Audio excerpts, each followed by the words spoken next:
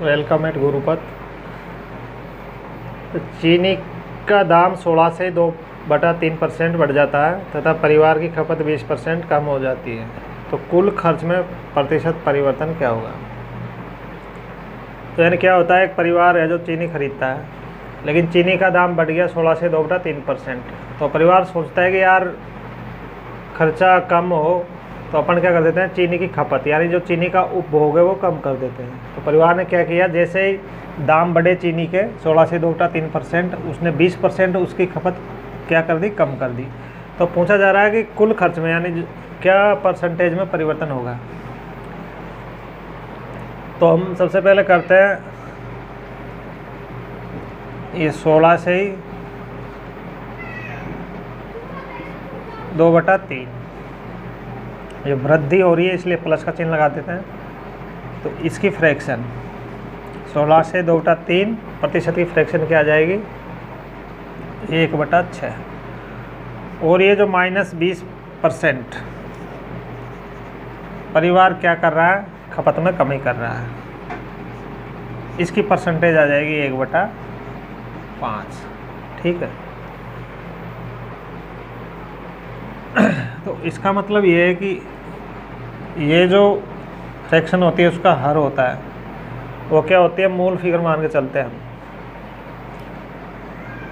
तो ये क्या है, परसेंटेज किसका है, सबसे पहले देखना पड़ेगा हमको कि ये दाम का है।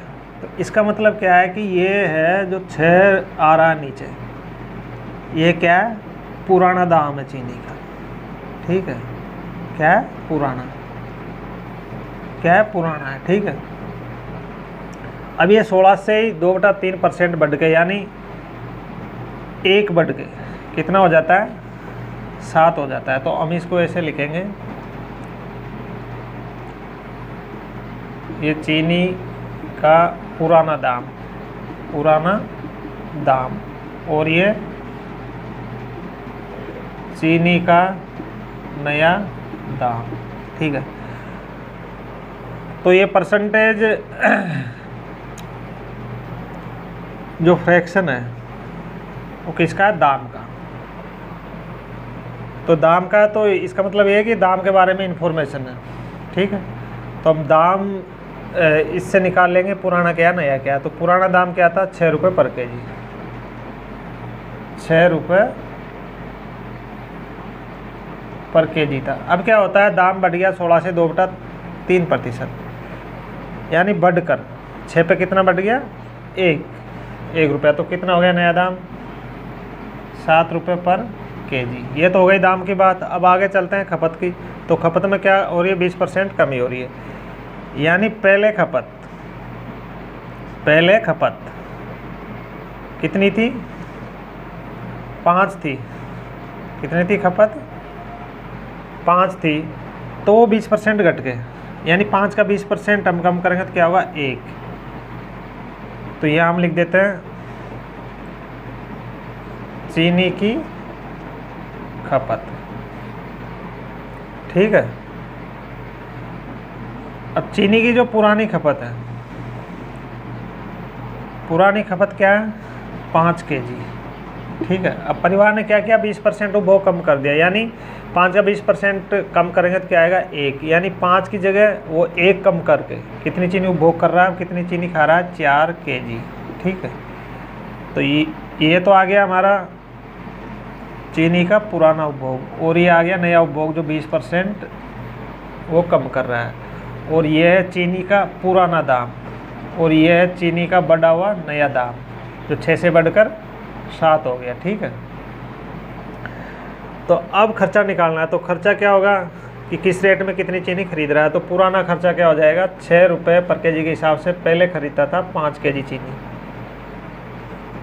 यानी इसको हम मल्टीप्लाई करेंगे तो क्या आ जाएगा, 6 पंजियों का 30 रुपये का परिवार क्या करता था पहले खर्चा। अब ये दाम बढ़ने के बाद और खपत कम करने के बाद में उसका नया खर्चा क्या हो जाएगा, 7 चौकू 28 रुपये। हम यहाँ क्या देख रहे हैं कि पहले 30 रुपये खर्च करता था, अब 2 रुपये खर्च कम कर रहा है।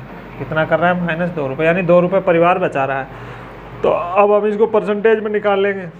जो 2 रुपये बचा रहा है उसको, तो ये 2 किसके साथ में निकालेंगे परसेंटेज, पुराने खर्चे के साथ में, यानी पुराना खर्चा क्या था 30 रुपये, ठीक है, इंटू 100, 15, 100/15 का मतलब 6 से 2/3% क्या आ जाएगी, कमी, यानी उसके खर्चे में, परिवार खर्चे में कितनी कमी आ जाएगी, 6 से 2/3%।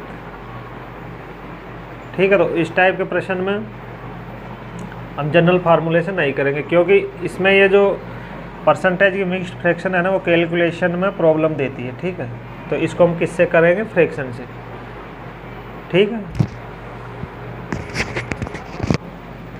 यदि कोई डाउट हो, कुछ समझने में नहीं आ रहा हो, तो आप कमेंट बॉक्स में लिख दें, मैं मेरी तरफ से उसका पूरा क्लैरिफाई करने का कोशिश करूँगा। Thank you.